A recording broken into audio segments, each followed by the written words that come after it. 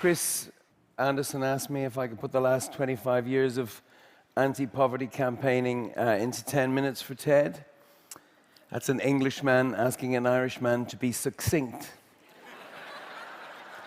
I said, Chris, that would take a miracle.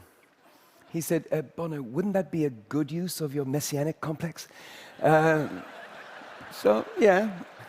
Then I thought, let's go even further. Let's go than 25 years. Let's go back before Christ. 3 millennia to a time when, at least in my head, the journey for justice, the march against inequality and poverty really began. 3,000 years ago, civilization just getting started on the banks of the Nile. Some slaves, Jewish shepherds in this instance, smelling of sheep shit, I guess, proclaim to the Pharaoh, sitting high on his throne, "We, your majestiness, are equal to you." And the Pharaoh replies, "Oh no, you, your miserableness, have got to be kidding." And they say, no, that's what it says here in our holy book.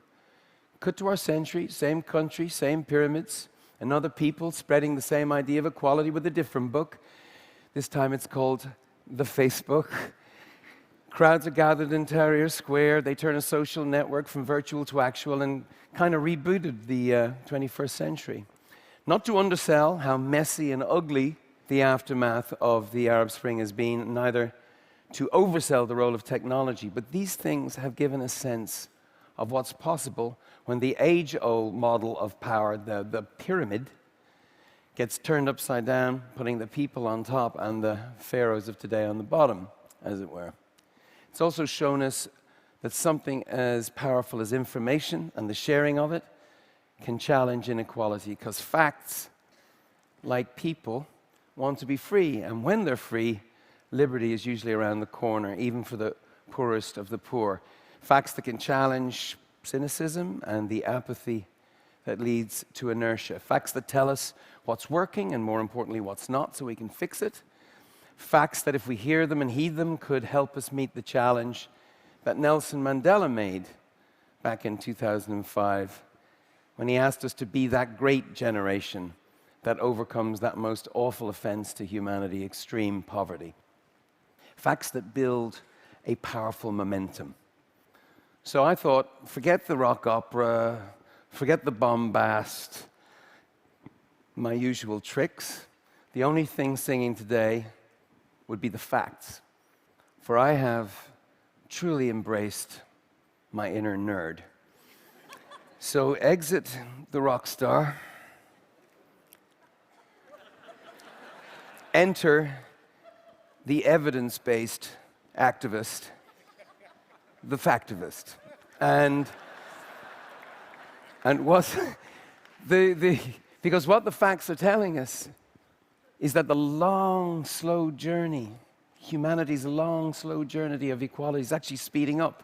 Look at what's being achieved. Look at the pictures these data sets print. Since the year 2000, since the turn of the millennium, there are 8 million more AIDS patients getting life-saving antiretroviral drugs. Malaria, there are 8 countries in sub-Saharan Africa that have their death rates cut by 75%. For kids under 5, child mortality, kids under 5, it's down by 2.65 million a year. That's a rate of 7,256 children's lives saved each day. Wow. Wow. Let's just stop for a second, actually, and think about that. Have you read anything, anywhere in the last week that is remotely as important as that number? Wow. Great news. It drives me nuts that most people don't seem to know this news. 7,000 kids a day. Here's 2 of them. This is Michael and Benedicta. And they're alive, thanks in large part to Dr. Patricia Asamoah. She's amazing. And the Global Fund, which all of you financially support, whether you know it or not. And the Global Fund provides antiretroviral drugs that stop mothers from passing HIV to their kids. This fantastic news didn't happen by itself. It was fought for, it was campaigned for, it was innovated for. And this great news gives birth to even more great news. Because the historic trend is this: the number of people living in back-breaking, soul-crushing extreme poverty has declined from 43% of the world's population in 1990 to 33% by 2000, and then to 21% by 2010. Give it up for that. Halved. Now, the rate is still too high, still too many people unnecessarily losing their lives. There's still work to do, but it's heart-stopping. It's mind-blowing stuff. And if you live on less than $1.25 a day, if you live in that kind of poverty, this is not just data, this is everything. If you're a parent who wants the best for your kids, and I am, this rapid transition is a route out of despair and into hope. And guess what? If the trajectory continues, look where the amount of people living on $1.25 a day gets to by 2030. Can't be true, can it? That's what the data is telling us. If the trajectory continues, we get to, wow, the zero zone. For number crunchers like us, that is the erogenous zone. And it's fair to say that I am, by now, sexually aroused by the collating of data. So, virtual elimination of extreme poverty, as defined by people living on less than $1.25 a day, adjusted, of course, for inflation from a 1990 baseline. We do love a good baseline. That's amazing. Now, I know that some of you think this progress is all in Asia or Latin America or model countries like Brazil, and who doesn't love a Brazilian model? But look at sub-Saharan Africa. There's a collection of 10 countries, some call them the Lions, who in the last decade have had a combination of 100% debt cancellation, a tripling of aid, a tenfold increase in FDI, that's foreign direct investment, which has unlocked a quadrupling of domestic resources, that's local money, which when spent wisely, that's good governance, cut childhood mortality by a third, doubled education completion rates, and they too halved extreme poverty. And at this rate, these 10 get to 0 too. So the pride of Lions is the proof of concept. There are all kinds of benefits to this. For a start, you won't have to listen to an insufferable little jumped-up Jesus like myself. How about that? And 2028, 2030, it's just around the corner. I mean, it's about 3 Rolling Stones farewell concerts away. I hope. I'm hoping. Makes us look really young. So why aren't we jumping up and down about this? Well, the opportunity is real, but so is the jeopardy. We can't get this done until we really accept that we can get this done. Look at this graph. It's called inertia. It's how we screw it up. And the next one is really beautiful. It's called momentum. And it's how we can bend the arc of history down towards zero, just doing the things that we know work. So inertia versus momentum, there is jeopardy. And of course, the closer you get, it gets harder.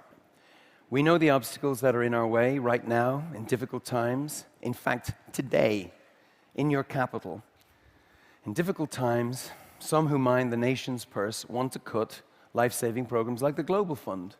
But you can do something about that. You can tell politicians that these cuts can't cause lives. Right now, today in Oslo as it happens, oil companies are fighting to keep secret their payments to governments for extracting oil in developing countries.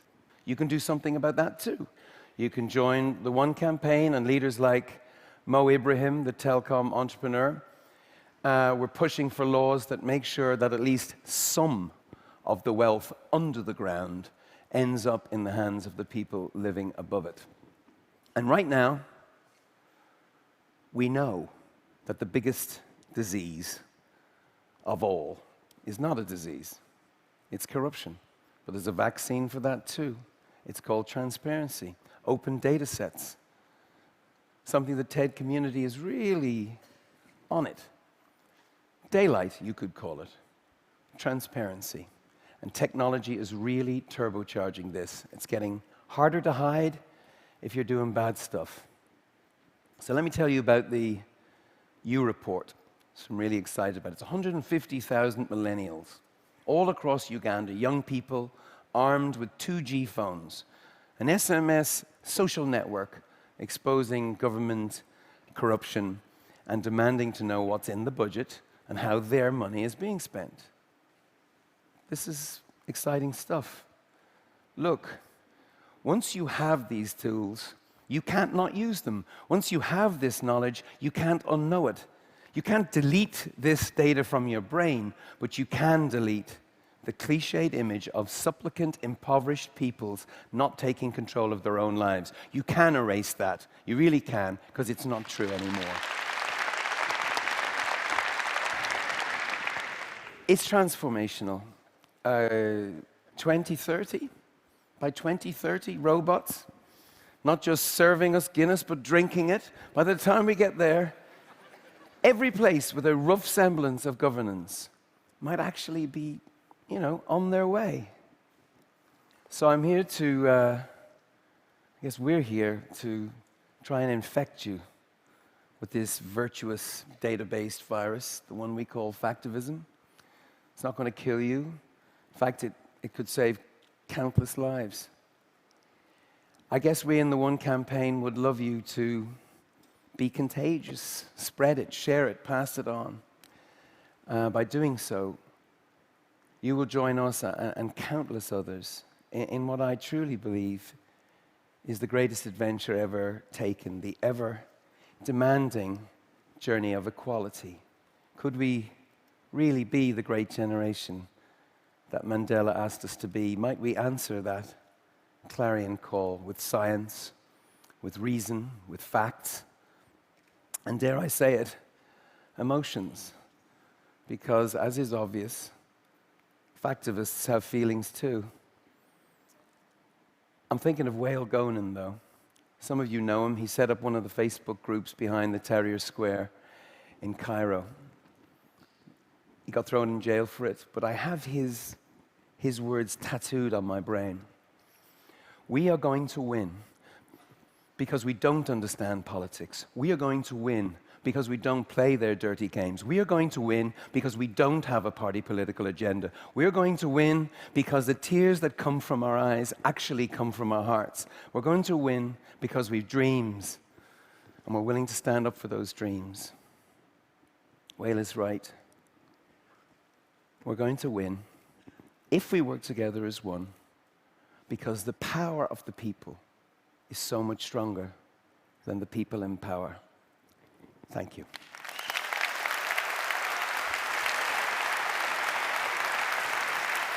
Thank you so much.